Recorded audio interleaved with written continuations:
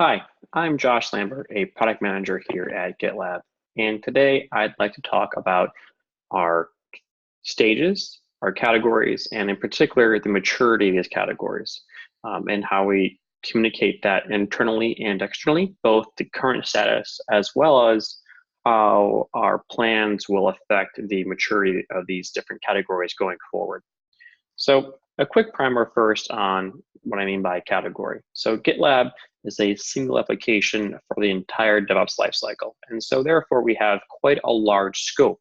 We have 10 stages, and within each stage, we have up to 8 categories.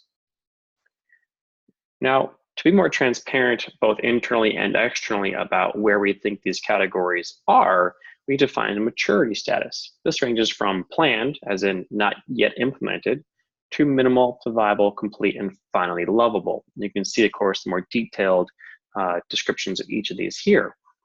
But what we've done is we've defined the current status for each of the categories for each of the stages. So you can see, for example, under manage, we have workflow policies which have not been implemented at all, down to cycle analytics, which is minimal. And then as you get into things like the plan and create stage, which are more fully, they've been in the product longer and therefore are more mature, you can see things like code review, which is complete, and source code management, which we think is lovable. So we have a range of categories, again, across the full spectrum. And one thing we're doing is we've added these labels here on the categories page, but we'll also bubble this up to the home page to be more transparent about where each of these categories currently stand maturity-wise.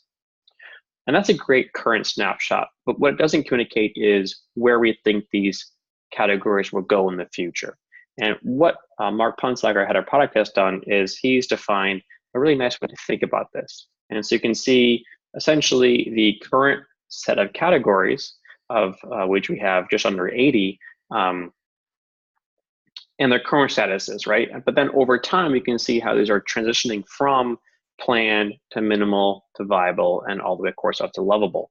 And this is great because it can help to communicate to, again, internally and externally to our users about where we think we are, our plans to get there for the current year, and even better, we can then, of course, track ourselves against this as a metric.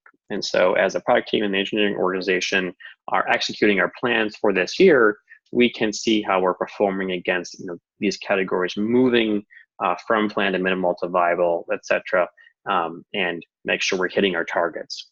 And if we're not, we can then, of course, figure out what we need to do to make sure we hit them. So that's a little bit of information around how we think about categories maturity, how we're doing a better job in the near future of communicating current status, but also how we think about the maturity, progressive maturity of these categories going forward. And we'll also be looking to really make this a living chart that is driven from the current status as well as, of course, also the ideal plan going forward. And so hopefully this will get in the handbook here soon, and that way we can reference it and keep it up to date over time.